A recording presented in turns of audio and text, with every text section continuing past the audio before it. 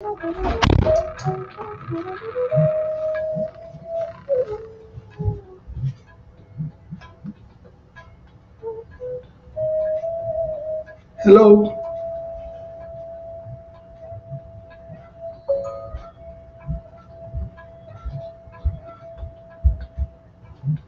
hello. This is Dr. Rao Kulusu, welcoming everybody. I hope you can hear me on the clubhouse. Uh, I opened it on Wisdom and LinkedIn, Facebook, and YouTube on the Great Stream. I hope everybody can hear me. Um, this is the first day of the belly fat challenge after some snacks in the morning with the Zoom. I was able to do the introduction briefly today, maybe lasting about 30 to 45 minutes. And I'm all piped for a real summit that's going to start tomorrow with nutrition. And then the next day we will do exercise, and then we'll do the sleep, and ultimately we'll be doing the uh, stress, right? Those 4 days will cover that. Okay. Today I'm going to review some of the introductory aspects here as I wait to invite my friends. When they come in, I'll be doing that. Um, we have a team member now. The other two members are working on the inside, the administration, finances, and all that. But now we have a social media supporter and somebody who can come here and help me with my rooms and all that. So she may show up either today or tomorrow, and which is okay. And I'll be happy to receive her. And then she will help us to conduct these rooms and send invitations and make some resetting and all the things, normal things that people do. I usually get engrossed in the topics and then talking about it. I don't like to do multitasking, as you all know. I'll be doing mostly single task at a time, one task at a time, that kind of thing, right? So hopefully she will be here today or tomorrow, and we'll continue with that. Yeah, Lisa is here, so I'll bring her up. So, hi, Lisa, can you hear me? How'd the challenge go? I only had a few minutes. I didn't realize it was just me and you, so I figured I would Yeah, I just ask you opened. how it went. I just opened here, so we'll see how many people come. Can you hear me, Lisa? Yes, I can. Okay, very good. So, yeah, I opened that, but there was a snag with the Zoom initially. But then what happened was there was this background of San Francisco. So I wanted to eliminate that to get my yoga studio, which is natural here. And then it kind of froze on me, the Zoom, for a while. So by the time I got it, it's like 10 minutes into the thing. And then I didn't realize, I don't know whether people registered or not, but they didn't show up. Then I ended up doing the introduction for a while.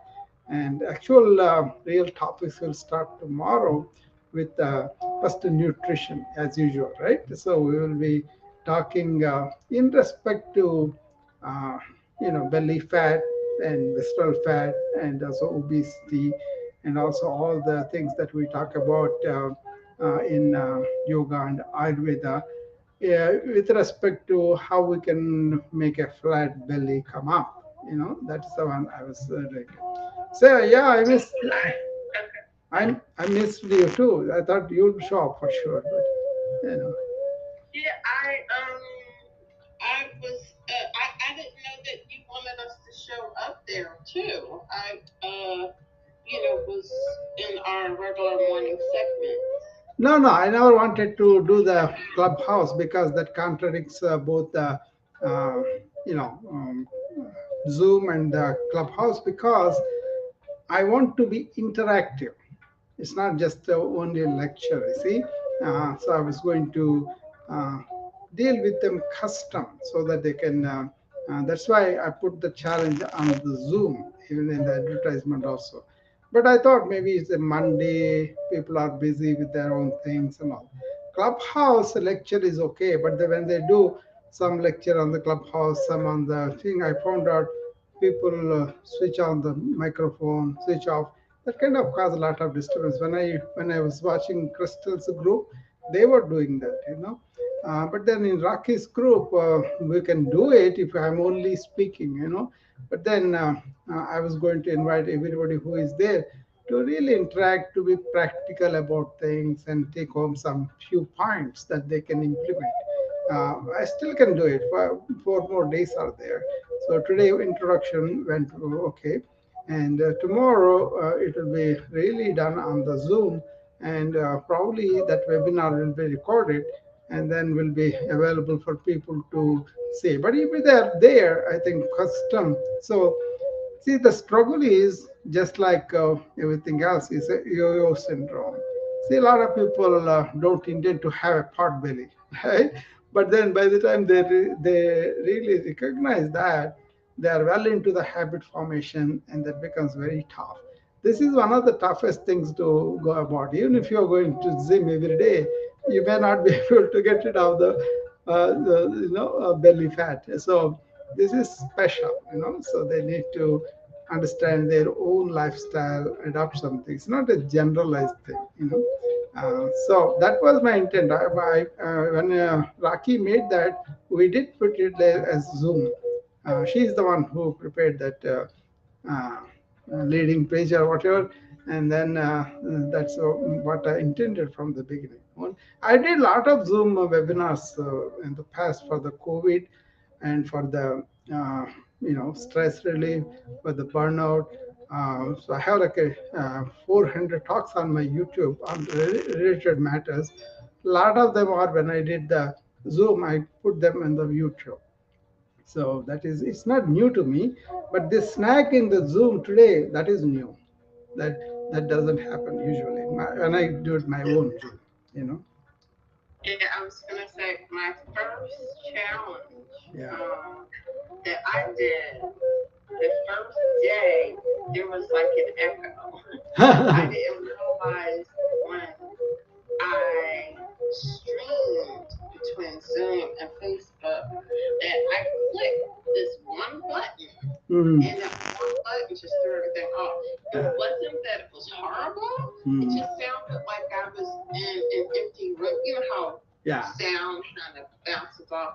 It just sounded like it echoed a little bit, and more so, I guess, towards the end, Yeah.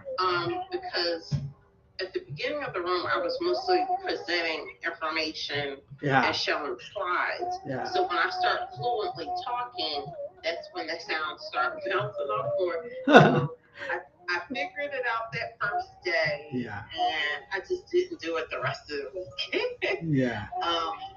But yeah, that was the day that I had the biggest issue. The rest of the challenge was fine. Even the challenge that I have going on right now is going well. Yeah.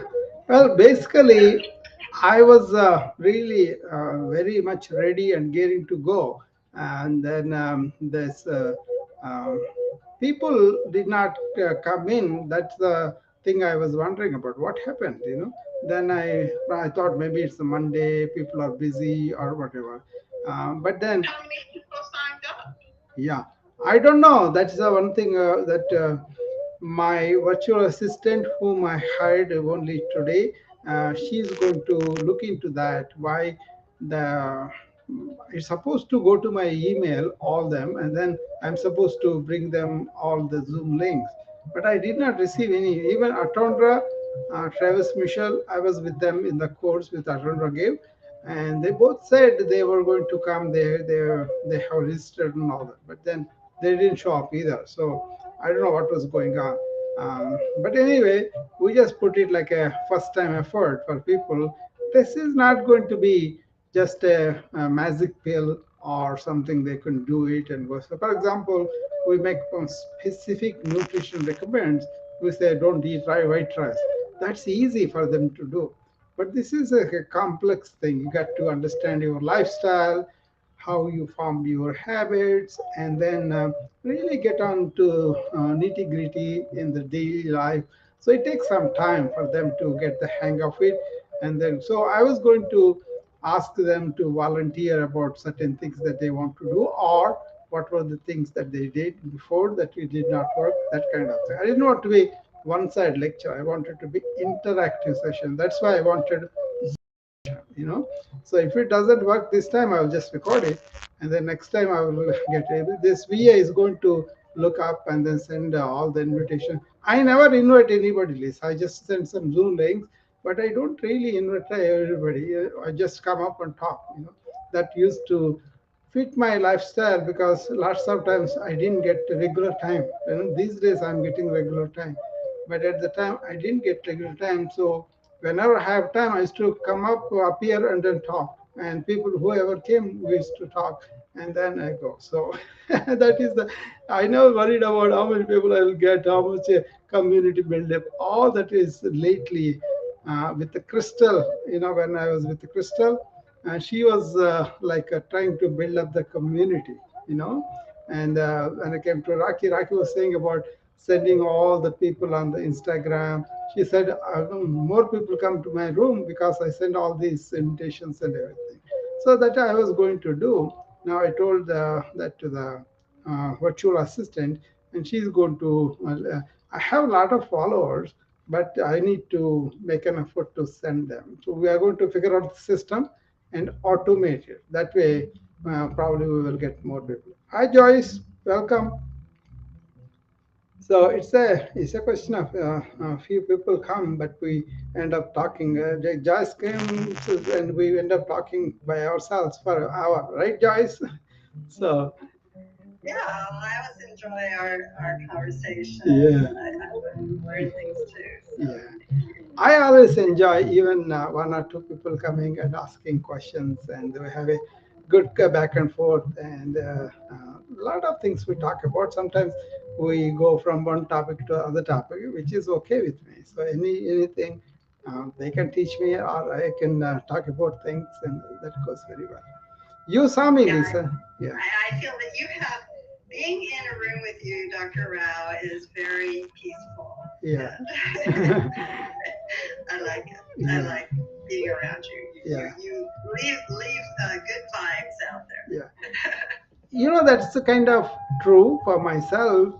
I find peace within. I don't really go out and look for anything, and that's why it is okay. Even this morning I was doing the Zoom session, that did not come up right away because it was there. All I had to do is continue the Zoom, but then I wanted to change the virtual background to the real. I was in the yoga studio. I was going to show them simple things like how do you stand, how do you get up from the chair, how do you really turn to one side, other side, or use your arm raising and all. So simple exercises I was going to. Oh, somebody called. Yes, somebody called. So yeah, simple things like, for example, how do you stand is the thing I was going to ask my people. That's why I wanted the Zoom have not a virtual background, but my real studio be seen by them so that they can demonstrate these things. That's what I was doing. So when that froze on me, that became a problem.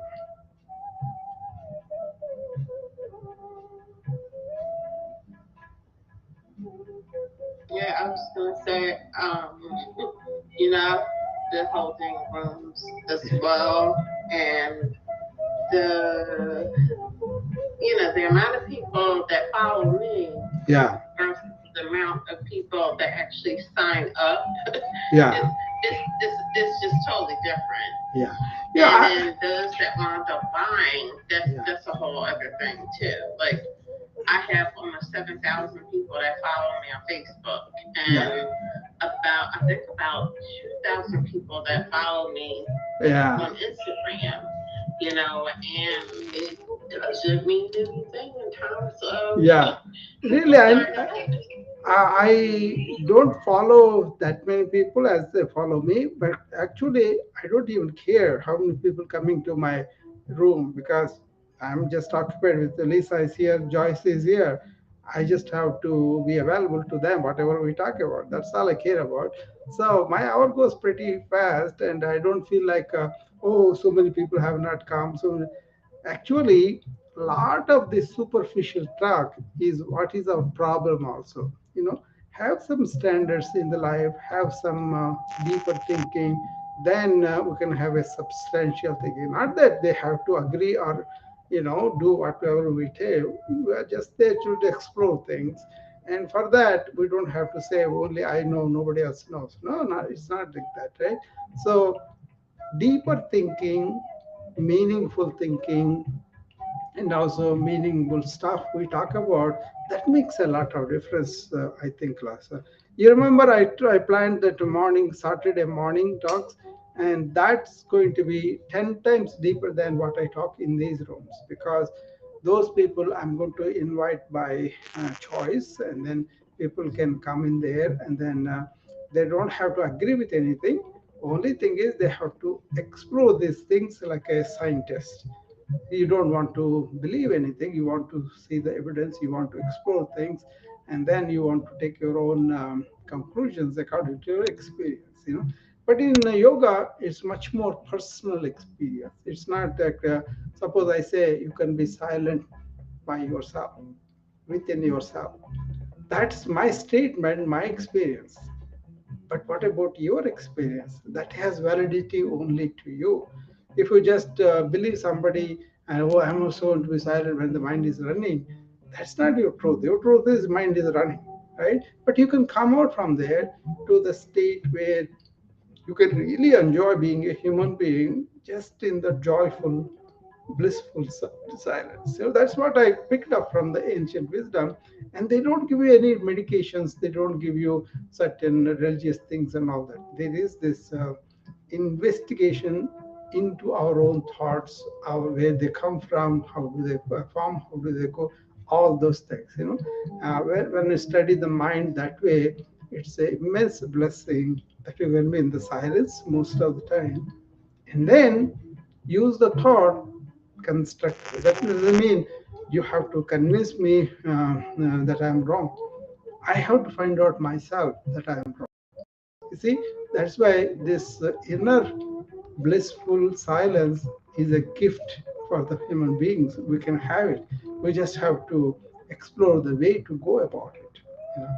So it doesn't matter how many people follow us. It matters how many people really enjoy our company. Well, I'm happy Joyce enjoys me. Definitely agree. The first challenge that I had, I think I had 20 people Hmm. in that community.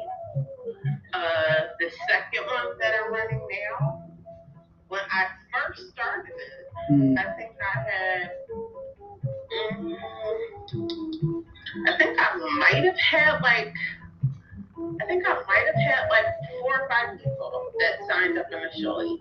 Okay. And by now that it's actually started, Yeah. I think I'm close to 20 again. Yeah. So right now, like without me running ads and I'm not out there shouting it out from the tops of buildings. I just well, you see me in the rooms. Yeah. I offer in my discussions. I posted the link at the top of the page, Yeah. and whoever wants to come will come. Yeah. I'm not forcing anyone. I'm not dragging anyone to Yeah. my Yeah. because those are the kind of people that won't show and won't take action anyway.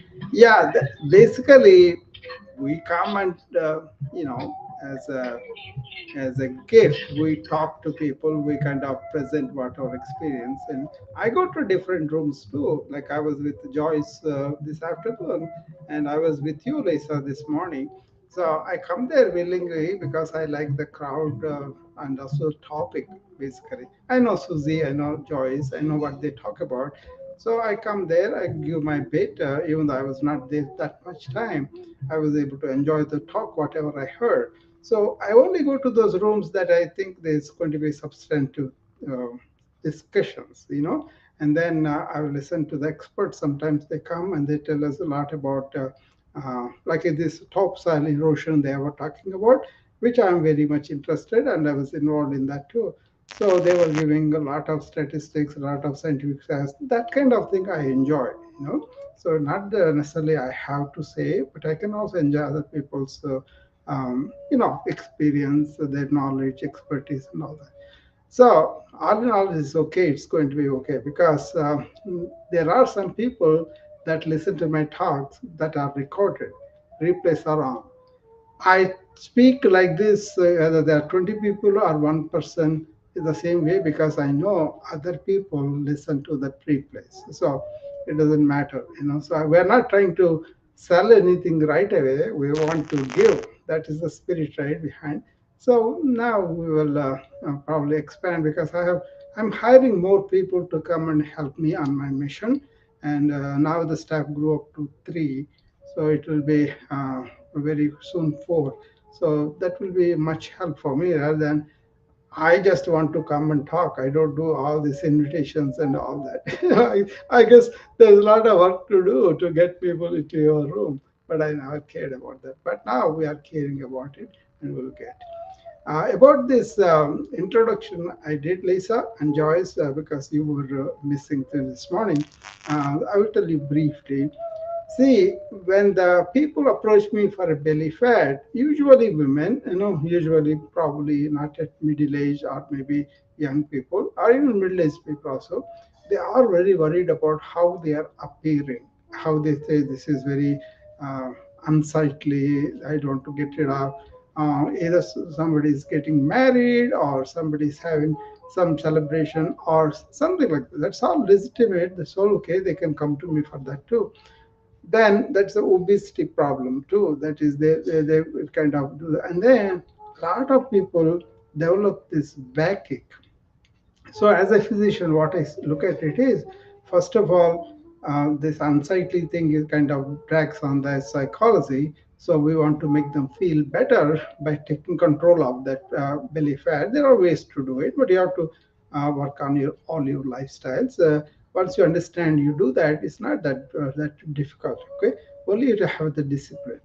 Other thing is belly fat indicates about visceral fat to have in the liver, in the heart, and even it does affect even the cerebrum to the extent it can worsen your dementia, and also cancer, especially breast cancer and all that. This belly fat is a representative of how your body is manufacturing calories as a whole and also manufacturing fat as a matter of fact, and don't let it go burn it off because your metabolism is poor. So if you take it medical viewpoint, that's a significant thing because all the visceral fat in the major organs contributes to your physical health. Fatty liver, coronary liver, fat, all those things really affect you. So we kind of measure the waistline and tell you, okay, men should not be 110 and above, women should not be 80. Like that, we give the instructions, right? Then they have something to measure for themselves. And also, I make them tighten the core muscles, which kind of improves their energy. This is from yoga. Yoga talks about around the umbilicus is the energy center. So energy is very high if you have those core muscles are really tight. Even if you have subcutaneous fat over them, really making those. There's a asana called boat asana. So it is navasana. That means boat-like.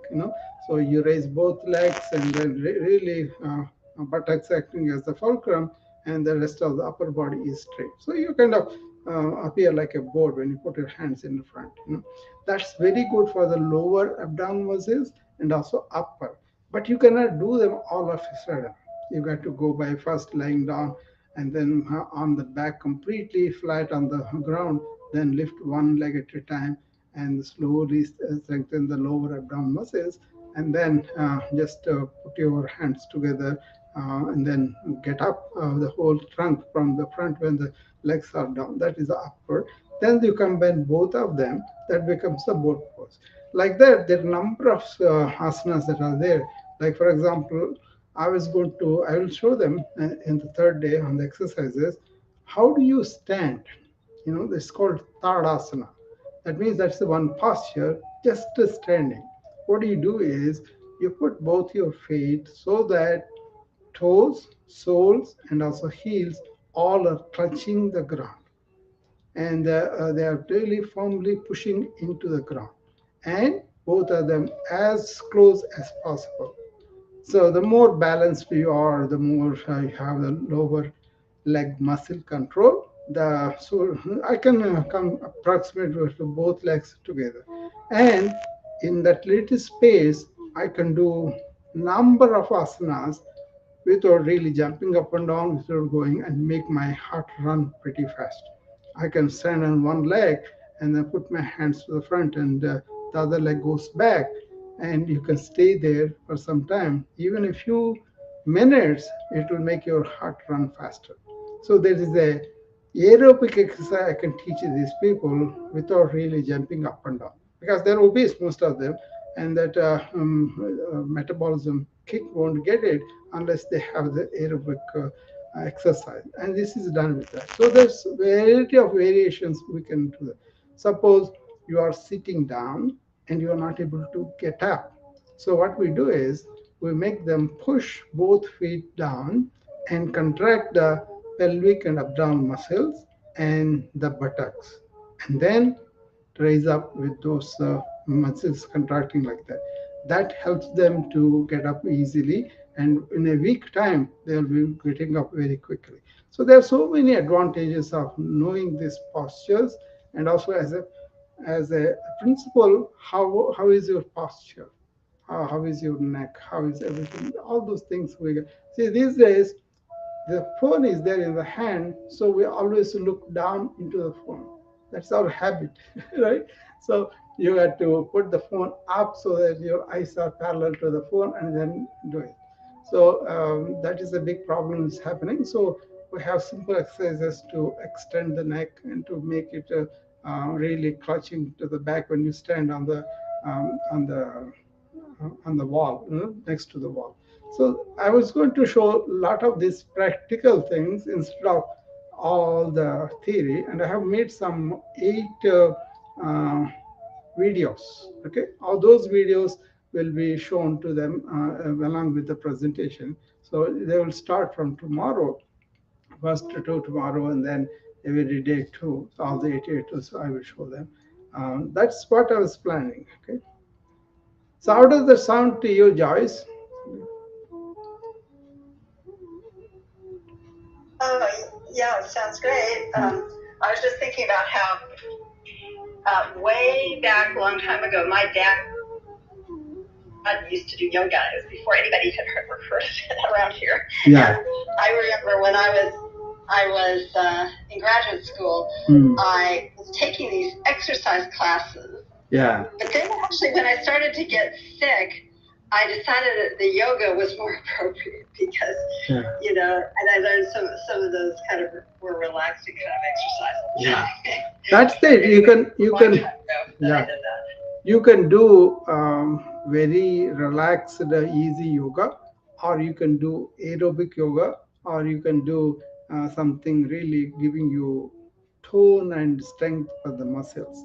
So actually, that's a very good way to gain the muscle mass if you know how to do that.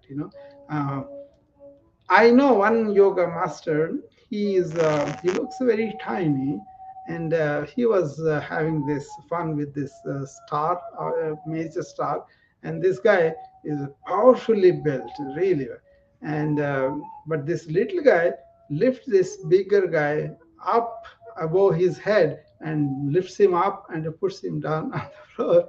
And the other guy is so embarrassed because he was supposed to be pretty big guy with a lot of muscles and all of that too.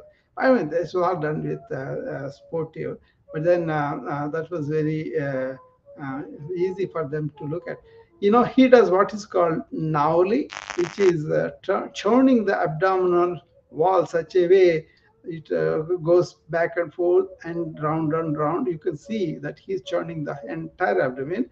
that is supposed to be giving a lot of massage to the inner organs of the abdomen joints, and that is a very very simple thing to start. We won't do it that at that level, but we can do that beginning and ending it a little bit more. So that kind of thing also very good. I'll tell you two poses or two things that I remember about yoga. I don't remember that much about it, but my dad used to do I think he called it the plow. Yeah, that's exactly. He would be his back on the floor, and his legs would be up up in the air or something. Yeah, it's a halasana. It's called halasana. It's like it looks like a back bend, but then it looks like a plow, real plow that we used to see when we were kids. People used to use. Even now, they use it in the poor countries. The cows, bullocks, they drag them, and then these people plow the entire field. Yeah, that's a very good exercise for so many things. But you should be careful about how cervical spondylitis or something like that. But then, I don't.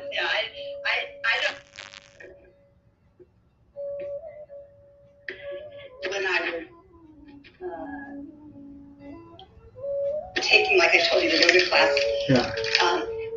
One of the things she had us do, and I don't know if this is a kind of a standard thing or something that somebody made up, but they called it the sun salutation. Oh yeah. And it's a sequence of movements. Yeah. So that's very well known, I guess. Very well known and very effective. I would say I will believe it is one of the best aerobic exercises that you could do easily. You know what? They don't do just a few. They will do like a 20, 30, 50, like that, And if you do them, you will feel the change right away. But there is a variation I was going to show them in this class that is done sitting in the chair. Okay, 3 or 4 movements we will show them, and then that is also very effective, Joyce. Yeah, that's interesting. Yeah, I used to like to do that, and I would usually do it like once a day at least. But anyway, I see Ram has joined us, and we have somebody else in the audience. Devakaran. Ram is a friend from the lobby from way back. Ram comes up usually. Let's invite him, see what he wants to do. Yeah, he's a good old friend from various places. Yeah, I've talked to him several times. We met in these rooms and then we talked to him. So Devakaran comes. I don't think he comes up. He comes and listens. I saw him. I saw him so many rooms. Hannah has joined us too. Hannah. She's gone though. She came up and she's gone. I don't see her now. So. Oh. Okay, she went back. Okay. Yeah. So maybe this thing's also putting up like that. So I ignored Ram. Ah, there is Ram. Hi Ram, how are you? Hi, how are you? Hello, Dr. Ram, Dorani, and Joyce. Good to see you all again. Yeah. I was thinking we are kind of linear thinking. Linear meaning we continue to act with the same habits until a shock comes along. So being linear in life is not necessarily a compliment. Yeah. For example, I've been a vegan for last almost 10 years. Uh-huh. And today I saw a video from some Dr. Nageshwar Reddy in India, very well-known doctor. And I'm thinking I should be taking some yogurt and all that because gut bacteria, gut microbiome is very important. Yeah. And I'm thinking I should become at least a dairy adapter, like yogurt. What do you think? I do yogurt every day because it's a part of the Indian meal, right? So we are used to that from childhood, and we continue here in America also. I'm a vegetarian. We have those curries and chapatis, the wheat flour, bread, and also some rice. But rice days I'm doing what's called ragi. I don't want to eat white rice and all that. We used to eat it quite a lot. We know that's not good enough, so we switched it. But I have fruits, and also at the end of the meal, usually I start with the fruit, and then go into the chapatis and the curries, and then we eat this yogurt mixed with that ragi, rice like. That's a very healthy meal. And I knew about this microbiome as a physician. I give great importance to it. Actually, the balance that we have, the equilibrium of the metabolism, for that microbiome is very, very important. Actually, our entire body, most of it is 70% is the microbial culture. That's one we have to maintain the balance. Then that will be very helpful for us. People using too many antibiotics, or animals that were fed on antibiotics, or really indiscriminately using antibiotics is the main thing for a viral infection. That has produced a variant microbiome where antibiotic resistance is growing, and more bugs that are not good for us are growing, super bugs. That's a big, big problem for us as the physicians also. We try very hard to give the basic antibiotics, and also not to give any antibiotics to the people who have viral illness. But most of the public is brainwashed into thinking we need to have a antibiotic if I have a cold, if I have something. They don't differentiate between what is a viral infection and what is a bacterial. So this fat challenge, one of the things we are going to talk about is the visceral fat, and that's also not good for the microbiome as a whole. So there are so many benefits understanding what is the microbiome that is symbiotic with us, and how we should cultivate those.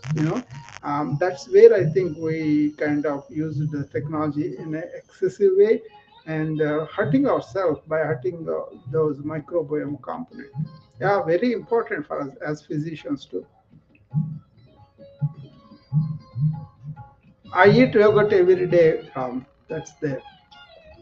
Yeah, I did not have yoga for last, I don't know, 5 to 7 years, except like once a month or something. Yeah. So is there something I should do to replenish Yeah. my microbiome? In fact, because I was a vegan for many years, mostly. Yeah, it doesn't matter whether you're vegan or non-vegetarian. That's fine. But the important thing is your stool formation, bulk formation, and elimination, all that are helped by having these probiotics and the yogurt. For me, I don't take probiotics. I take natural yogurt. I don't even take those. Have fruit underneath and a lot of sugar there. That's not good. What we do is we culture the yogurt and then mix it with the milk and make our homemade yogurt most of the time. Otherwise, we buy the plain yogurt from the store. Some people don't like the taste; they want Greek yogurt. That's also okay, but it's a problem. But don't take those small cups of fruit, a lot of sugar underneath, a lot of that is bad. Instead, get your yogurt, get some fruit fresh, and cut them down and put it in the refrigerator, and then eat that. If you like to eat the yogurt with the fruit, some people do, but the commercially available ones have a lot of loaded sugar. That's what we want people about. What do you think about non-lactose yogurt? That's also there for the people who are lactose intolerant, and we make them eat that because they cannot tolerate the lactose. But otherwise, if you don't have any allergies, or you don't respond negatively when you take this lactose-filled yogurt, you should take that, because that's more probiotogenic. Okay, that's that kind of what it is it kind of cultivates the culture of the microbiome populations that are good for you. On the other hand, antibiotics and all that, they kill the good ones and then encourage the bad ones that are not good for us, and that you have bloating, you have abdominal pain, you have diarrhea, and all of that. Colitis, we call it. Okay? Enteritis, and that colitis is not good. That's a big problem for us in the hospital. When we use too many antibiotics, we produce this kind of diarrhea, which are like we had to isolate the patient, and we had to change our protective equipment every time we go in there. It's a major, major headache for the hospital administration and also for us, because it kind of impairs our care of going and seeing the patient quickly, different things, and doing also. We have to go to the other room where all the protective equipment is there, wear them, and go and examine the patient, and then come back and do it. Sometimes our routines are so fast, it becomes a very hampering thing. What do you think of sauerkraut for people who don't do well with dairy or don't want to have Oh, dairy? that is very high in calories per unit, Joyce. Sauerkraut? Yeah, it is sour. Sauerkraut is usually just cabbage. Oh, I'm thinking sour cream. You are talking. Oh yeah, sauerkraut. Sauerkraut, that's different. But this sour cream is also like a looks like a yogurt, but a lot of people take that. It's a very, very high in calories. That's why sauerkraut is okay. That's different. But this is a see, any grassy thing, anything that's from the nature that has most of the required things we need are some special things that are pretty good for us, as long as they don't produce an allergy to you. Some people cannot take these things because they are not used to them. But if you introduce slowly, once they get used to it, it has immense benefits, no doubt about it. And that also increases the fiber, that kind of helps you with some protein too, and it's not high in calories. So in all those aspects, it is good, but it has to be palatable and tolerated, no allergic reaction. Yeah.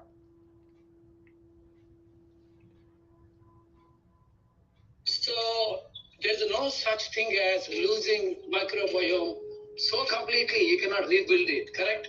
If you take It is yogurt, you corrupted. should be able to replenish it. Yeah, it is corrupted because if you really look at it, large part of you is the microbiome.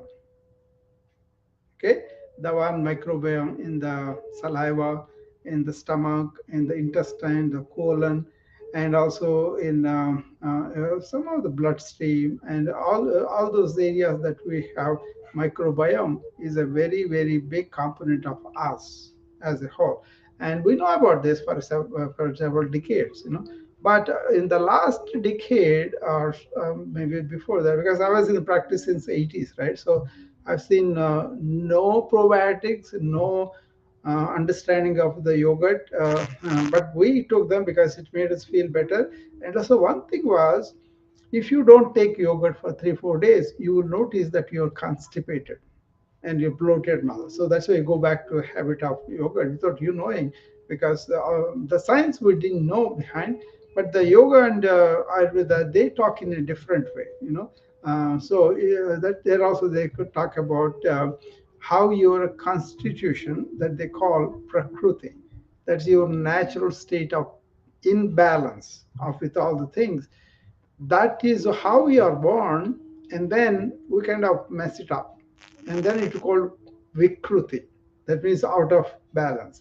Then what they do is they kind of study you, where do you went out of balance by your symptoms, signs, and your the psychological feelings, all those comprehensive evaluation. They come to the conclusion, okay, this particular thing is out of balance for you. Like say vata, that means your energy of running faster gets out of whack, and you become more and more running all the time.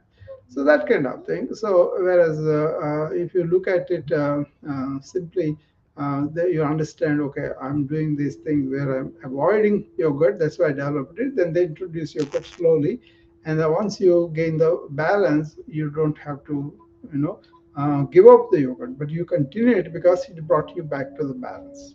That is, I'm telling you very, very simply, because I don't want to use all the Sanskrit terms, all the Ayurveda. Suppose I'm talking to yoga person or Ayurveda, I'll go much deeper in that science. But don't have to be. All that is practicality is, we are not just bones and muscles and all. We have a lot of organisms that reside in us, that are commensals, that are helping us to live better. So if we understand that, and you allow things to help them to proliferate, help them to be balanced, that's good for our health. So, what are the indicators or markers for the gut microbiome being? Yeah, mainly abdominal complaints like your appetite, your bowel movement, and then your digestion capacity, and your frequency of bowel movement. All those things change. Either running the diarrhea, or you have constipation, and you have bloating, and you have stomach ache, And also you allow a lot of bugs grow into you that are not good for you. So that is going to take away a lot of your energy and protein and all that. So you become what we call cachexia. That means you'll eat away your muscles and fats and all that. So that's not good. That's an extreme case. We call that failure to thrive. They don't become stronger and building the world, especially in later decades like a 40s, 50s, 60s, they go down in energy, they do go down in the memory, they go down actual functioning of the body. So that's not good. Very vital. That's why you have to maintain the microbiome in balance. Don't take too many antibiotics, take them appropriately, and also don't sacrifice foods that can encourage it. Fruits are the best thing to take, that will help you all this uh, digestion better. And also a lot of the minerals, lot of vital nutrition is part of the fruits. So in ancient texts they recommended fruits as the ideal food for us. So I always start my meal with the fruit, right? And then we may do some some of these recipes that we are used to for the palate. And then I finish with the yogurt, rice, and all I was just going to say, I put a link in the chat. that. That you should be aware, though, that probiotics or yogurt, none of these things really truly restore your microbiome, because your microbiome is super, super complex. And actually, they have found that the appendix is kind of a reservoir for microbes that may help restore it. So I mean, the probiotics and yogurt may help some people, and Dr. Rao finds that to be helpful and all, but it's not like that is restoring your microbiome, because your microbiome has Yeah, it's not. or probably thousands of. It's a balance, not the actual amount and volume I'm talking about. It's the balance. What happens with the human body and microbiome, that is kind of gone down. It's not about the amount of microbiome as much as is the balance that we have with that. That's the one which goes out of whack, and we have to bring it back to that. Suppose you are not taking yogurt and still you have the balance, you may not have to take it. You see, but this is a probiotic hidden like in yogurt that was prevalent in many generations, and that was the tradition from the ancient cultures into the present generations. Then we, like in Africa, there are so many things that they eat because their ancestors ate.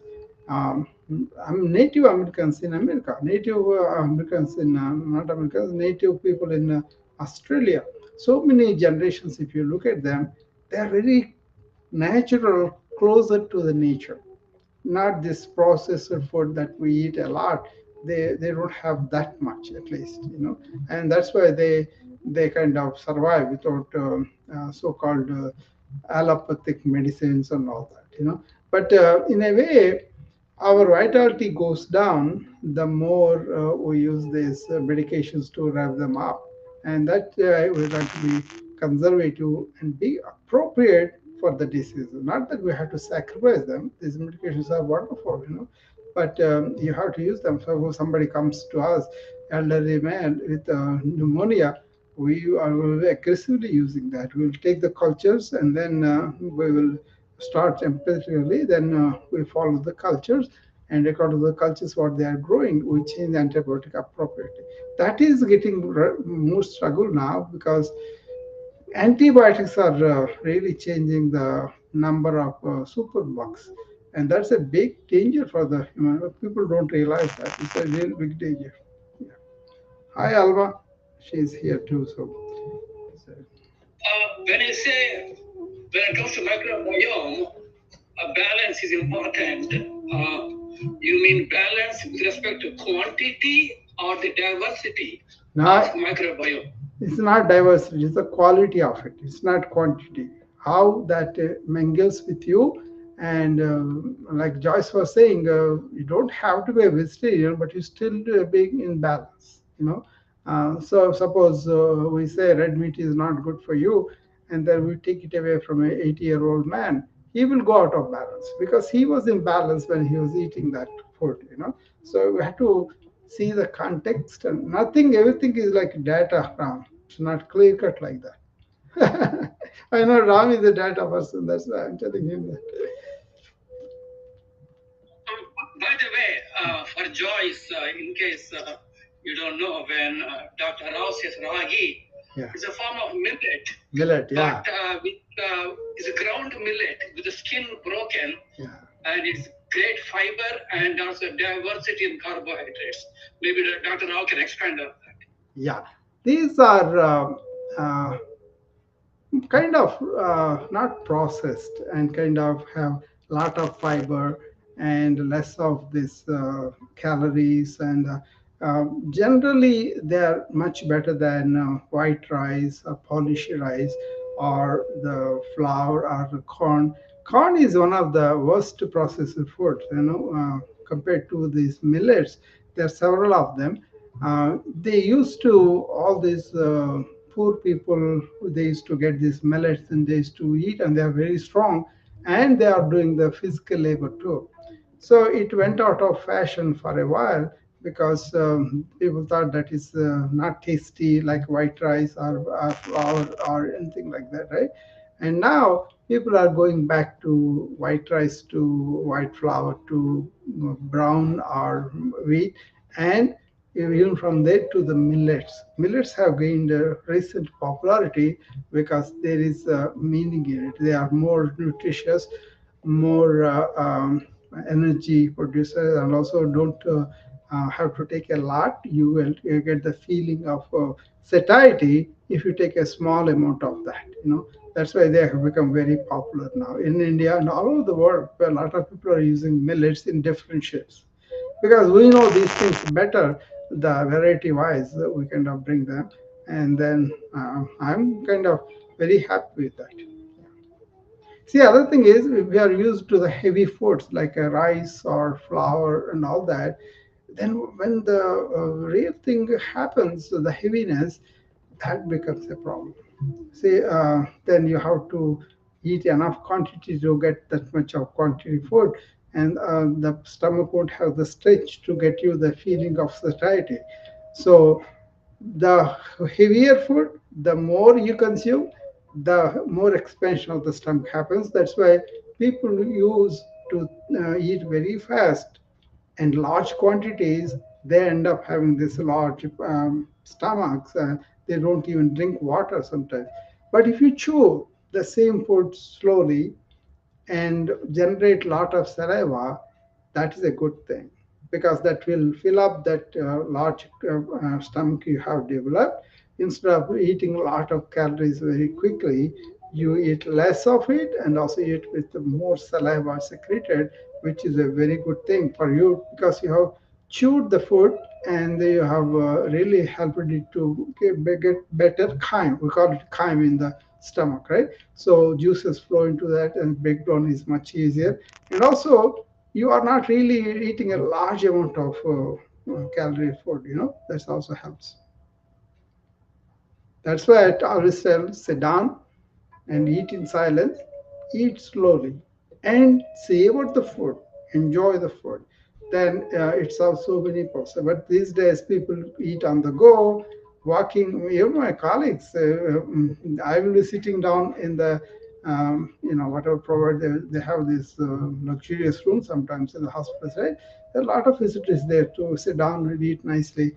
But people come, grab something, and then by the time they're out of the room, they already gulped it down. That's not a good thing. I usually tease them, but they say, "Oh, I have this busy thing and all." So that's how a lot of people I kind of coach on burnout. I make them pay attention to what they're eating and also how they are eating and what pace they are eating and how they're enjoying food. Sometimes, oh, we are not pigs to enjoy food. No, you just have to savor your food and have a good experience of eating. That's what I tell them.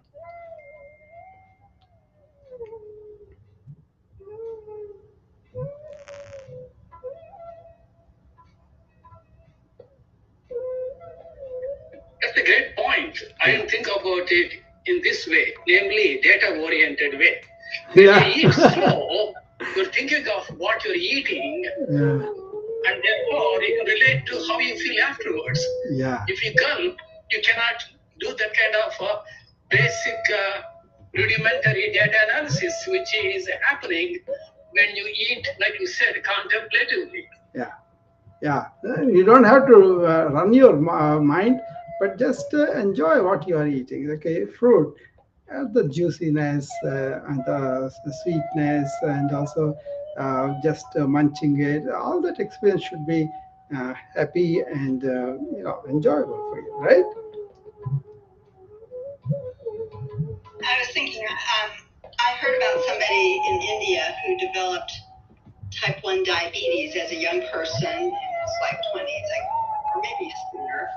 And he went to a doctor there, and the doctor, I think he had to go on insulin, but he initially, because it was really extreme, but the doctor prescribed him a diet, and then gradually over the last couple of years, he's pretty much gone off the medicine, I think, and it's kind of normalized.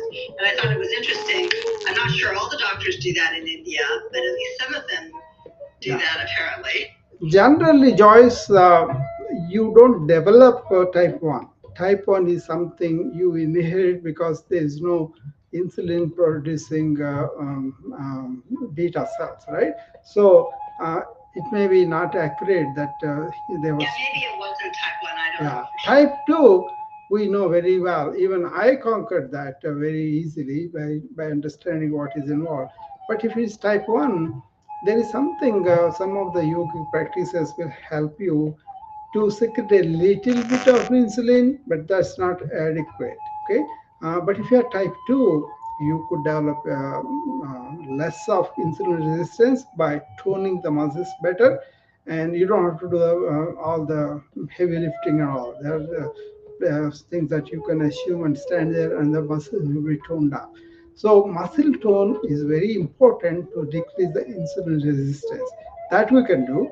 Other thing is we can really help them to do some asanas that massage the pancreas, so they will have a little bit more insulin secreted, and that is really in the circulation without some resistance. All those things will help, and this diet, they really change the diet for the diabetics. This process would be very bad, and walking, simple walking morning and evening helps a lot for the diabetics. And apart from that, I think he was also prescribed that he had to take a walk after every meal. Yeah, that's very important for the diabetics. So in these days, Joyce, we can really make a lot of difference for the diabetics with the type 2, not the type 1. Type 2. Type 1 also, what we found was uh, we can do the transfusion of these cells that require for the insulin, but that is very expensive at this stage.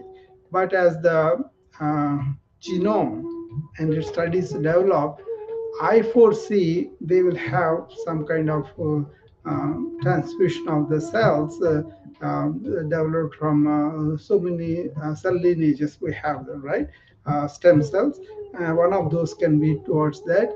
And they did some on the goats and I think some of the animals in England that is there. But then it is too expensive at this time. But eventually, with the nanotechnology, with all this newer genetic studies, we may come to a state where we will have injection of that kind of thing, improve their life a little bit. Still, they will be requiring some insulin, but not as much as this. The other thing is, I remember in 1980s when I first started practicing here in this country, we used to have beef and pork derived insulin. So when we gave to the patients, we had to give 100 units, 150 units like that because they have developed antibodies to the pork. And then Eli Lilly did a recombinant DNA insulin that is much easier. Now the people used to get 100 units insulin because it is not effective because the antibodies found. Now we can do 5 units. That's enough for them. So that's how recombinant DNA. And we, from 2000, we have much more advantage into the genome, advances into the genome. And so I am very hopeful, very optimistic that we will be getting something for the type 1 also, not to the degree where you have to transplant to give them insulin completely, to maybe we will reduce them to minimal doses, and also more like a weekly dose or monthly dose, so that, see, when I treat this type 1, I have to deal with the insulin pump that I kind of get them. So usually it costs $5,000 for each patient, and they have to be eligible for that. They have to go to so many rigorous things from us, and then we select them and give it to them. But it's a very difficult thing for them to not to go into DKA, which is under hypoglycemia too. So a lot of problems with the type 1. Type 2, we have the means to get it under control, provided the patients are disciplined and follow all the dietary activity and also relaxation. They have to relax in their mind. They're obsessive compulsive most of the time, and they are kind of moody, fluctuates from one to other. Hi, Alma. Welcome. I didn't welcome you yet. So, how are you doing? Alma, are you there?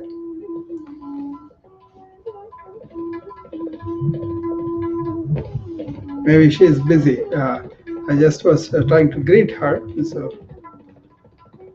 yeah, the evolution of diabetic care is pretty remarkable. From the time we were in the medical school in late 70s to 2000, there was remarkable progress. And then it is understanding how important for us. For example, I'll tell you a story about Hawaii. They have this tribe that they have the tradition. They kick the stick every time from one village to other village, right? So it goes from one village to other. They just walk by kicking the stick. That was their lifestyle. They don't have a home to go to. They go from village to village, work and eat, and then go to the next village. They were all very fit, and they didn't have any diabetes in their tribe, and as long as they were doing that tradition. Then they were forced to settle down in some villages and get property and live our sedentary life. Then diabetes has come back to all of them. So the moral of the story is type 2 genes may be there, but they don't have to manifest. If you have the lifestyle changes, you don't have to do that. You can be normal. Okay. In my own family, my eldest brother, he is the number 1. I'm number 7 in our family. He is an army, and he was a physical fitness nut from the beginning. I saw him doing a lot of things, playing games, and he was a cricketer, but also he was doing a lot of things. He was very uh, big on being fit. Then he was elected to army, and he went and served there. And he's now 84 or something like that. But still, he gets and walks on his own and goes around the block and comes back and is fully functional, very good. Has no trace of diabetes. But rest of the family, either they control it or they had full blown. A couple of sisters had full blown, but other people are controlled it. So some of it is my influence too. So it was kind of, I just made them eat good, walk a lot, and then don't take things too serious. Just relax. Those things, okay. Move your body, keep your mind quiet, and eat good. Good means not too much, but eat properly with attention to that. And they were doing that, and they are not using medications or insulin. And that's a good achievement, I think.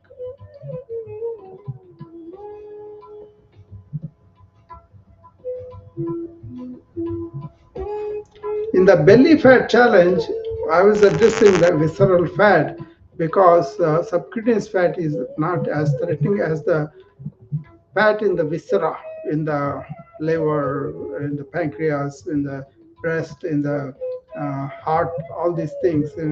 So we see a lot more breast cancer, a lot more dementia, a lot more heart attacks, a lot more liver failure, fatty liver now is an indication for transplantation of the liver. So the GI people come to us and ask us to refer these cases because they are seeing a lot more worsening prognosis if you leave the fatty liver alone. It used to be the fatty liver is no big deal. We can see the vacuoles on the slides and say, okay, be careful with the diet.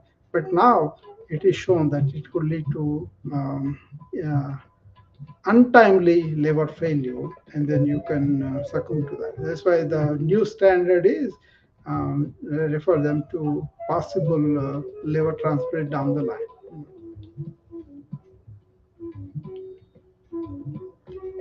Alma, are you available to talk, or do you want to say anything? Yes, thank you, Dr. Rao. I saw your rooms are always so good. Hi, Joyce. Yours are too. Yes. Hi. I just have a question about it. This is fascinating because one of the things that I am seeing on practice is we have kids who have high fatty liver. Yeah. And you think about kids. Yes. Yes. This is extremely concerning. So that's the question is, how do we manage that? And what are the few things that can be done for kids? Yeah. And then what are some things that can be done for adults to actually? Yeah. This is a spectrum. This is a spectrum of obesity getting worse. I myself in my own practice, from seeing obese people maybe 30, 40 maybe in adults to 10-year-old, several of them I saw morbid obesity. And then it is coincides with all these fast food chains and also sedentary, getting with the video games, sitting down, the combination of lack of they should be doing a lot of physical exercise. They're not doing that. So it's a cultural, but also it's a kind of really not able to eat correct food. They don't get these fruits and vegetables. Some places we call them food oasis, right? They go to these fast foods which are ubiquitous and cheap, and they're good, neat restaurants. So people are sucked in, and after you feed them as children, they get into that. As a matter of fact, my staff themselves, there were 20-year-old girls that came to work for me. When they came, they were 18 or something. And when I took their blood test, just a part of a preventive workup, they have very high cholesterol. When I asked them about their diet, they said, "Oh, we'll go and pick up from the McDonald's because $1 meal is very cheap for all the family." She was doing the same thing every day again. So even though she's 20. Now, if you take the endothelial studies, what is happening in the endothelium of the arteries, and then you take a cross section and see where is the atheroma is falling, where is the cholesterol accumulation is happening. It starts in 20th, 25 years, 20 to 25 years. And then it becomes big enough in 40s and 50s that will cause, some plaque, and then that can break and give a heart attack.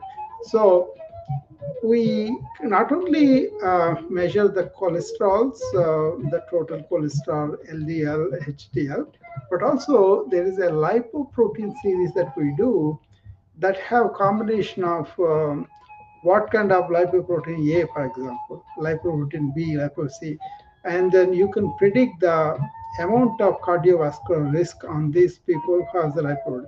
But the thing is, general lipid profile like triglycerides, total cholesterol, LDL, HDL, every lab can do. It's one of the simple lab tests, right? But then nowadays we have in the Walmart also you can go and buy a kit and then check your blood and you will know what it is.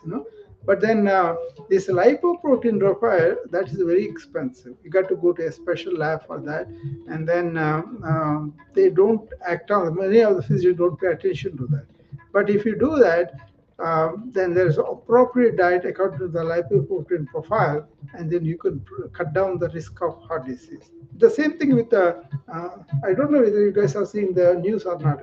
Wegovy is the new obesity drug that has come up, and that has gone through testing and approval, and they are going to employ that for the obesity, both kids and elderly, and they are predicting it will prevent 200,000 cardiac deaths in the next 10 years or so. That's a massive, massive figure. And they are encouraging these people not only take the pill, but also food and exercise too. There are problems with some problems with the side effect profile and all that. So we will see how that goes. A lot of times they build these medications and then they will withdraw because people had severe bloating, severe, because it interferes with your fat metabolism in a negative way, and some people may not tolerate. But hopefully this will work, and that is something in the news. This is the latest. Alma, you look into that, okay? Yes, I need to.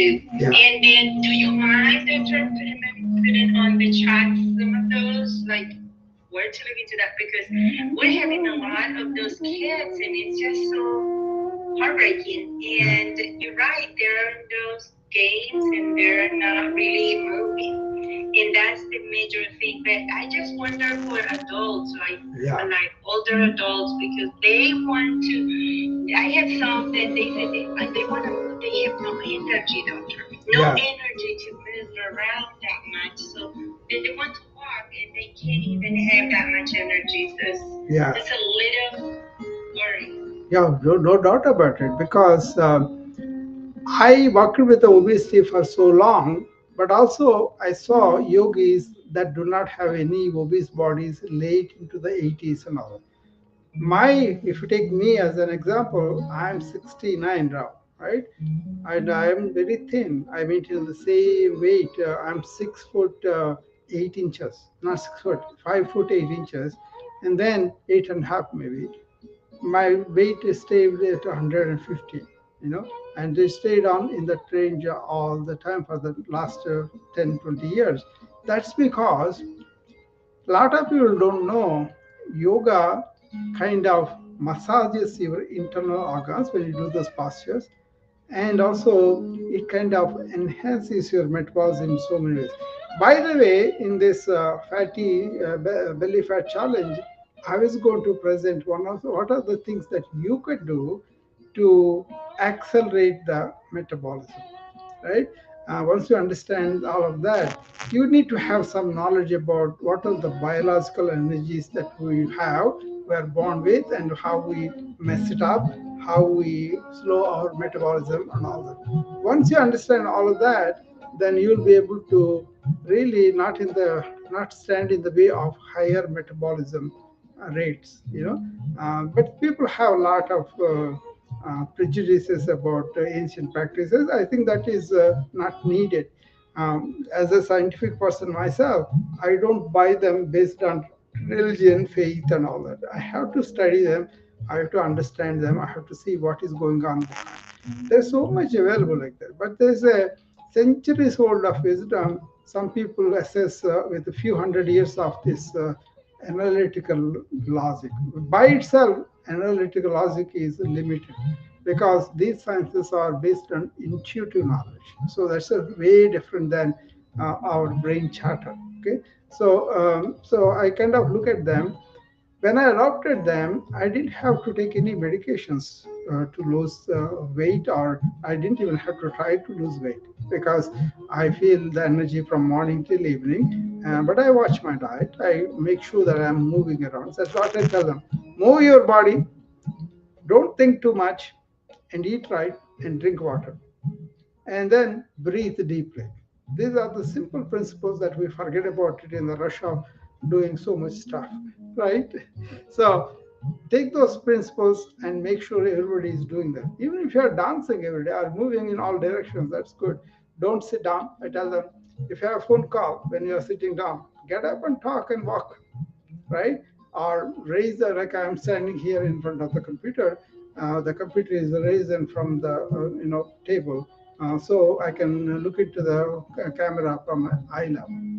So that standing while you're doing meeting is a very good thing for us, especially after 50, 60 years and all that. So it's a question of how you allow your body to be metabolic at a higher pitch without really doing a lot of exercise and all of that. That's also bad habit. What I do is I take any doctor, anybody that comes to me for burnout coaching, I ask them how do they go to the hospital, what do they do in the hospital, what is the distance they walk, all those nitty-gritty things I take it. Then suppose I find these people are getting a good parking spot in front of the hospital or way in the middle of the hospital. I get the top spot in the hospital because I'm a senior and all that, right? But I deliberately park my car way back in the corridor, in the parking lot, and I walk to the building. If it weather permits and all. Weather is icy, I cannot walk much, then I may use the premier parking spot.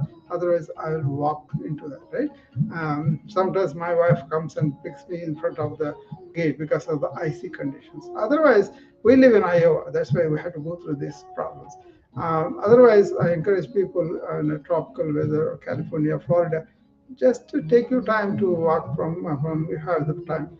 Then, if they are taking the elevator, now don't do that. Climb up the stairs, and the more you do it, the better it is. When I did my residency in New York in internal medicine, we had this 10 floor building in Brooklyn. Our emergency room is in the first floor, and then our office is in the fourth floor. Our ICU is in the fifth. All the patients are in other floors, and we have our rooms that are related to the residence is in the 10th floor. So there are only two elevators, and then all the patients going up and down. You can never get the elevator in time. So we used to run up and down the stairs, and that was the best thing. Thing is disguised as a blessing, and we did that because out of necessity, and we lost a lot of it. So find opportunities in your work routine, in your workplace, and during the day enforce this expenditure of calories painlessly.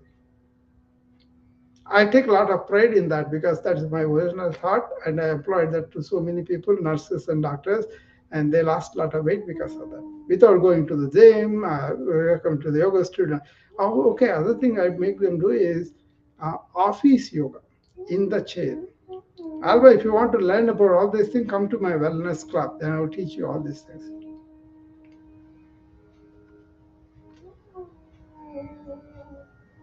Yeah, I'll also say though that I think in some cases where people are too tired to exercise, it may they have some sensitivity, something that's just sapping their energy. I certainly know that food reactions can affect your energy. That's a medical condition too. Sometimes they have to take care of that, But what I'm saying is, the tiredness also comes from not having enough aerobic activity.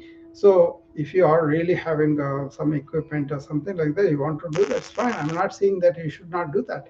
What it is how can you, one thing is to expend your energy and make yourself conditioned. The other thing is even the energy also is better if you make your mind calm and quiet and then do the work in a flow state. So there are so many things we have to consider. This brain chatter, this information overload, they are also sapping people's energy. That's why I tell them take some deep breaths every so often.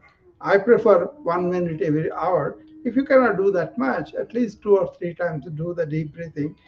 And the types of deep breathing differ too. You can do them. Actually, third day of this belly fat challenge, I will be showing you some of these exercises that you can do, standing or sitting in the chair, and that will really help you.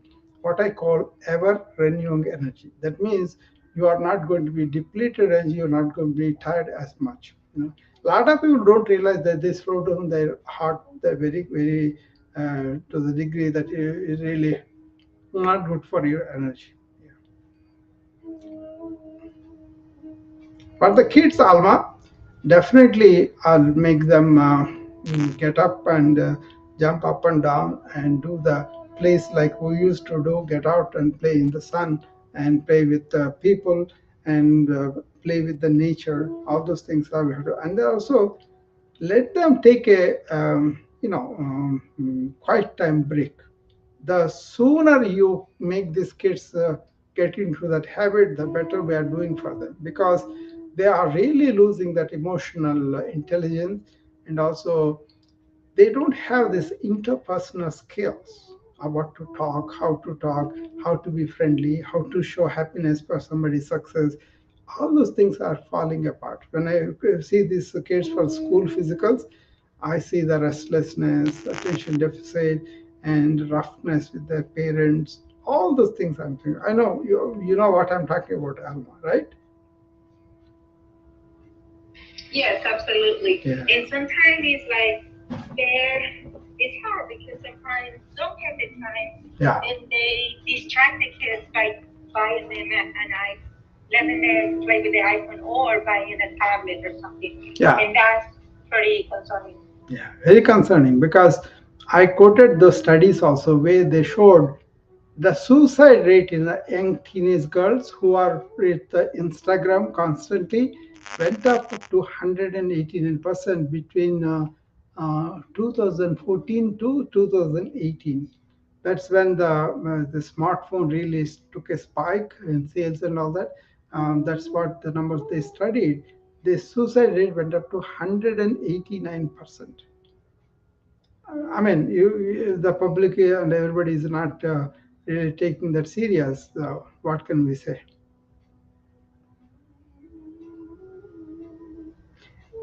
Listen to my talks on detoxifying the technology. Technology detox. That I talked several times on these issues. Information overload, brain fog, overwhelm, and attention deficit, uh, poor emotional intelligence, poor interpersonal relationship, and not able to memorize a lot of things, losing core human intelligence faculties. Yoga has several different things. They talk about memory and imagination, and also what is called mudita. That means you are happy for other people's success. And there are several other things that are considered as spiritual improvements of our mental faculties. It's a big deal. It's a big deal, because you can read more stuff, retain more of the stuff, and then especially the insights you can keep, and you can develop this capacity to be quiet. So in a data ridden world, we can use the data, but why the data has to rule us? That's where the problem is. We have to use the data as a tool, but why do you have to be continuously talking, quoting, screaming, and all? Why can't you be quiet? That is the essential function that we have as a brain, and it's a very blissful and peaceful thing. At least in my experience, that is what it is. They called hilo mat, bolo mat, socho mat. What do they mean is, hilo mat means don't move any part of the body. Bolo mat means don't speak anything. Socho mat, don't think anything. This is actually taught in yoga as a practice. And then in silence, you discover a lot of things.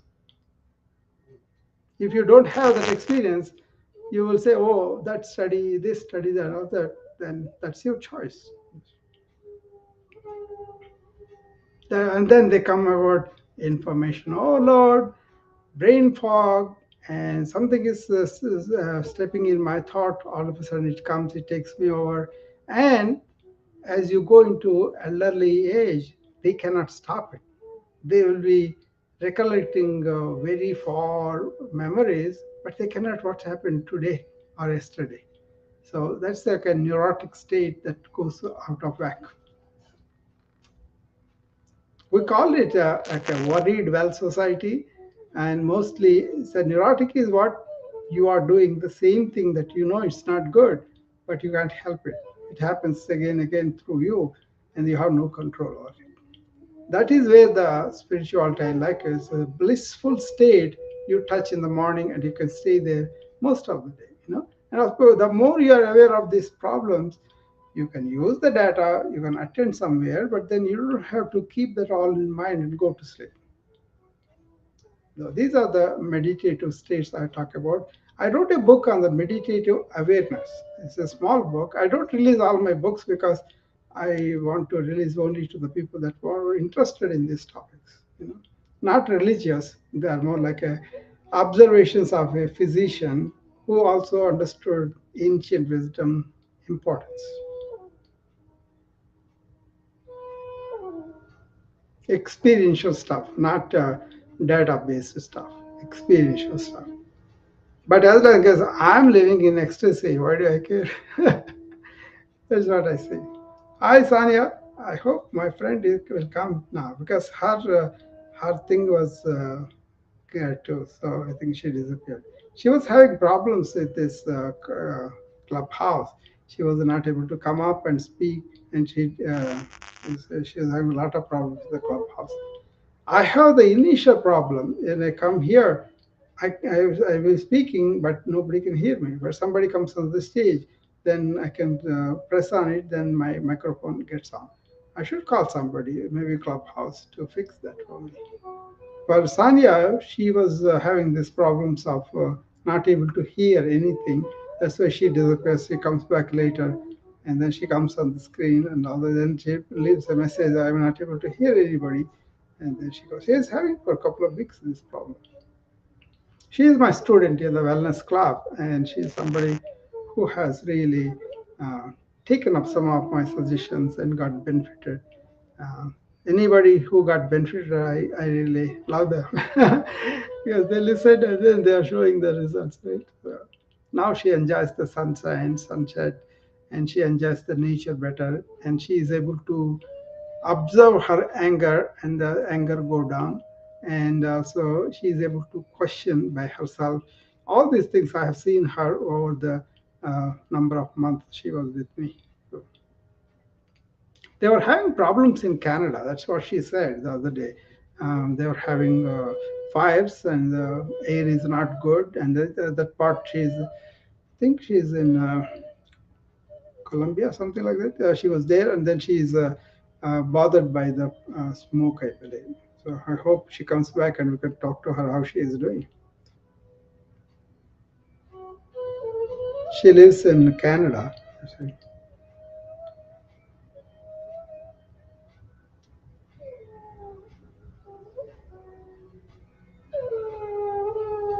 Somebody used to get up at 4:30. That is like a 5:30 for me or 6:30, and she used to do yoga in that time frame. That's very tough for her. But yeah, there she is. Let's get her. Hopefully, she can come and talk to us. Yeah, anyway, I have to go. Great talking to you. Okay, Joyce. Always nice to talk with you, Joyce.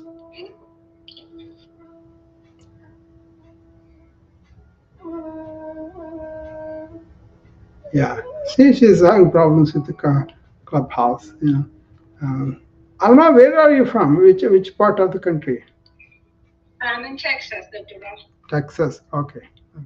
His hat is more than 100. Yeah, I know. I was in Guntur in India before I came here. There in the May time, it is go to 117, the highest I saw. Wow. Well, it feels around that here. Like it's been double digits here too. I have a lot of classmates in Texas, and they are suffering like anything. They were telling me, yeah. For sure. Do you know, Dr. Rao, do you know any yoga trainer in Dallas-Fort Worth area? No, I teach online to the people in Texas also. If you want, you can join us. There's no problem. Yeah, perfect. Yeah. Because I teach on Zoom. That's why I can see them and they can see me. So that way I can correct them.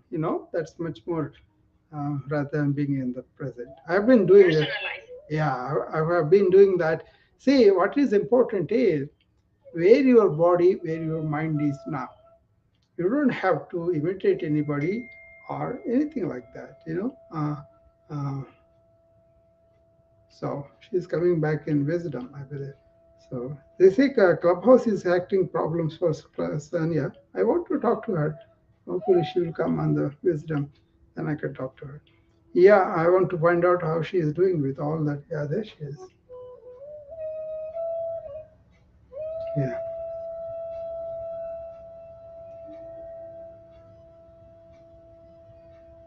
Hi, Dr. Rao. Dr. Rao, Sorry. can you put the link up for your classes? Yeah, for I your will. website? I will, Alma. One second. Hi, Sanya. How are you? Hi, Dr. Rao. Yeah.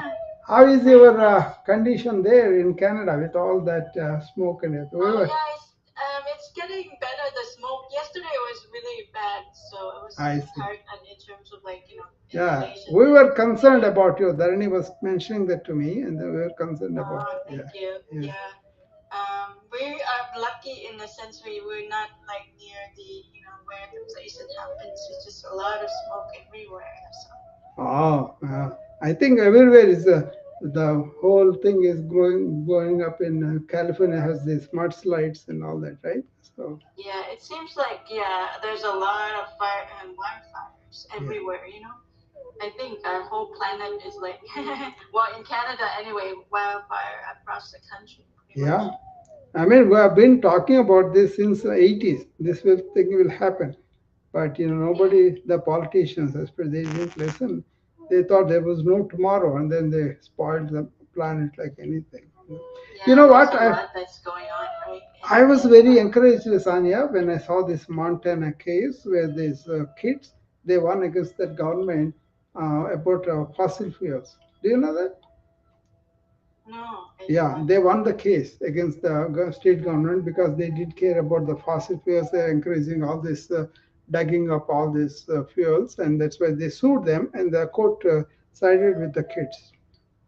Yeah. Yeah, they told him that one win, right? It's a lot long. Yeah, but it's still very significant because more people can do that, and nobody thought they will win.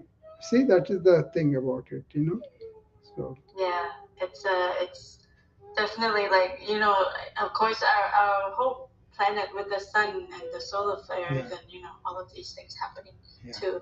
Let me say something to Alma. I kind of gave her the link to sign up for our.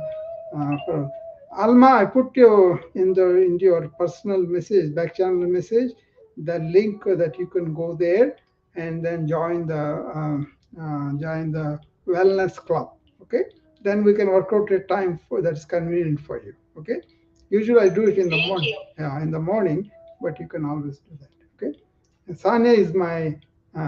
Testament, probably, right, Sanya? Yes, I'm his testimony.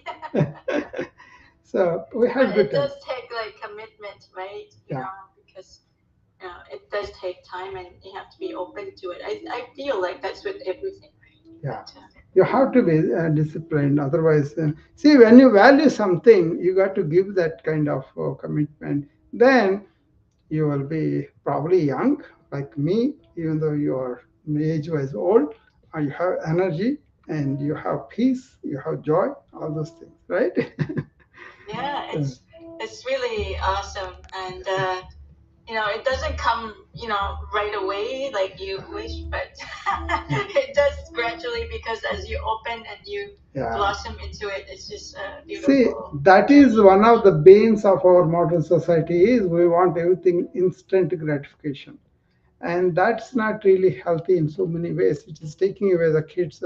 Alma was telling me about this kids that are obese at 10 years age, which I have seen, even 90s, I have seen people like that. So I understand what she's talking about and how we should be concerned about.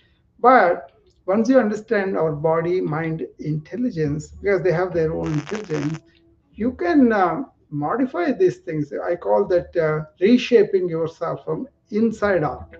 And once you do that, you will have a better life, quality life, in terms of, how you are control on the emotions, your thoughts, and how you are responding to the nature and everything, the abundance that is around you, you can pay attention to that,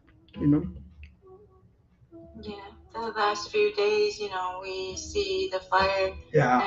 And So, it's so sad because all the trees are being burned down, and of course everybody's homes being evacuated. And of course we had wind in near the mountains, of course, in the Okanagan too, and so the amber just spread like crazy, and it was just like devastating to see not only the destruction of the forest and the destruction of all around, right? So look at what happened to Maui. Historical data, everything is wiped off. It's very sad to look at them completely wiped off.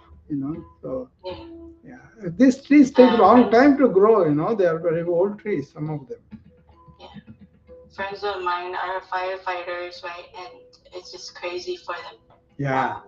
They do the water bombs and stuff like that, but it's like, there's so many places. Where do you start, right? They are real heroes.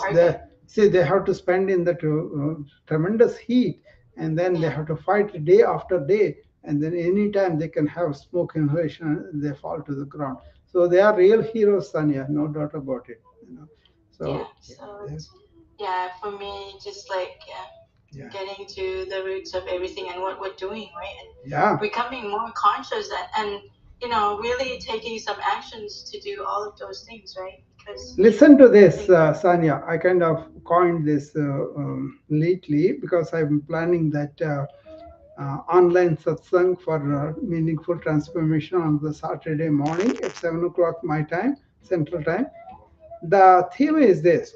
See, if you really understand ancient wisdom and turn inward and realize yourself, that is what they call self-realization. Realize your true nature, right? Essentially, what happens there is, because you're satisfied with that inner abundance, you become a very minimal user of the carbon.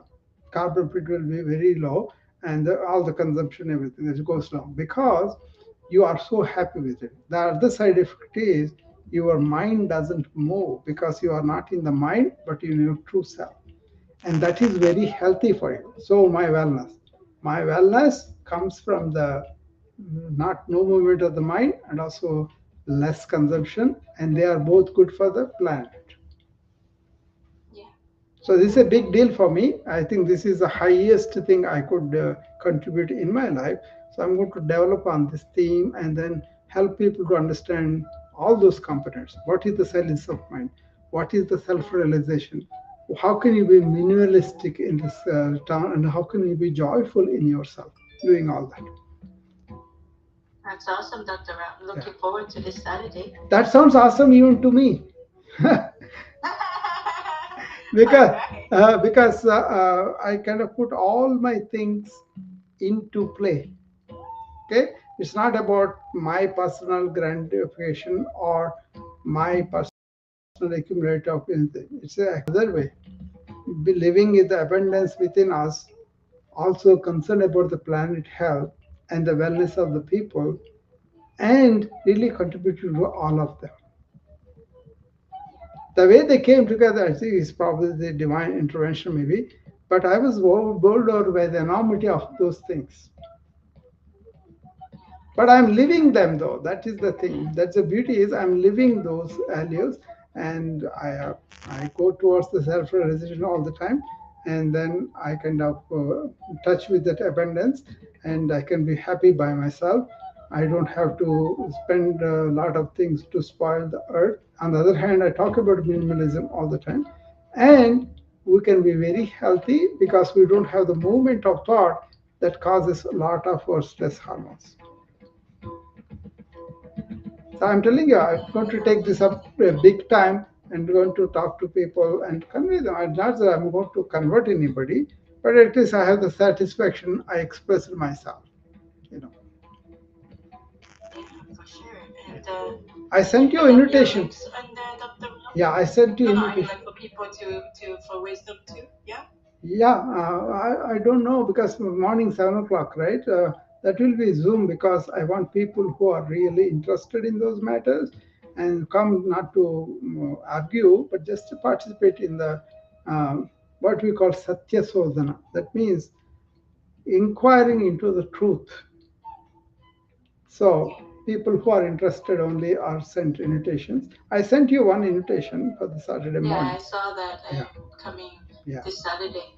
Yeah. But I don't care how many people come, but I care who come, who have that interest, and then they want to participate. That's awesome, Dr. Ram. Looking forward to it. Yeah. And of course, hopefully, if you're interested, you'll also join, and Dr. Ram can send you a Zoom link. And it's time we discuss those kind of deeper meaning. They make a lot of sense for people like you who have made some progress on this appreciation of the nature, appreciation of our internal conditions, able to control anger and all this. So this is kind of a step up for you, Sanya. Yeah, thank you, Dr. Ram. So I will see you on Zoom. Zoom, yeah. I'm doing this belly fat challenge. I started today, and it's going to be 4 more days. And then that is in the morning, 9 a.m. to 11 on Zoom again. Okay. So I'm not doing it on the Clubhouse and all these random places. I want people who are interested only come to them. Yeah, I did that. The belly fat. Remember the challenge that we had, and of course continue to do, because part of the meditation I'm doing is the Shamuki one, right? Yeah. But then this is more detailed. Each day I'm going to go to much more detail on. Tomorrow it's going to be on nutrition. Day after tomorrow on exercise. The next day will be on the sleep and rest, and the fourth day is going to be stress reduction. All these things are needed to enhance your metabolism so that you will melt away that fat. Is what it is. Yeah, I have I do the yoga sanas, which is 21 poses per day, right? And plus the other kind of the kriyas that some of the things that you've also taught. Yeah. And so it takes me over an hour and a half or so to do each. But you feel good, right? Enough it you have the energy. Yeah, definitely. Yeah, that's. I mean, I never I didn't think I was gonna be that flexible, Dr. Ra, I must admit, because going through that. I guess if you do it consistently, everything kind of consistent. Even if you do one day too much, one day little, that's fine. But be consistent every day, and that will give you a lot of energy. This is the other thing, right? Energy. Like I did it, and it lasted the whole day. And when I was, I miss coffee sometimes, right? So I drank it, and I couldn't sleep. So I told you, even when I smell the coffee, I don't. The energy that you have. Nighttime, if I drink coffee, I don't sleep. That's it. Mind becomes so sensitive. That's what it is. Yeah, I think that's what it is. Yeah. I'm like, oh my gosh, I only had a couple of sips, right? Yeah. Actually, that kind of sleep is good for you, Sanya, because it kind of restores body metabolic functions and also brain metabolic function. That way, you'll have a lot of natural detox happens with the deep sleep. So you don't want to have a lot of chatter when you go to sleep. Rather, unwind and empty all of that from your mind. Okay? Yeah, and the thing with this is the skin, of course I was talking to some of my friends, they the glow and you mentioned the youthfulness as well that comes with it, right? Yeah. It was we were having dinner, right? And someone just brought it out, okay, Sanya, you're glowing, like crazy, That's true. No. I didn't know how to respond to that. No, that is true because it comes from inner radiance.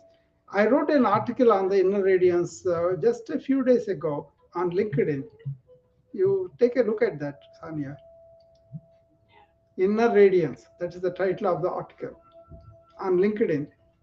Oh, I see. Okay. Take a look at it. You have a lot of the newsletter or the articles out, so that's great. Dr. Ram. I get because I don't have a lot of in terms of. I got a new virtual assistant, so I'm going to do a lot more with her. So she just started it today, so we'll see how she does.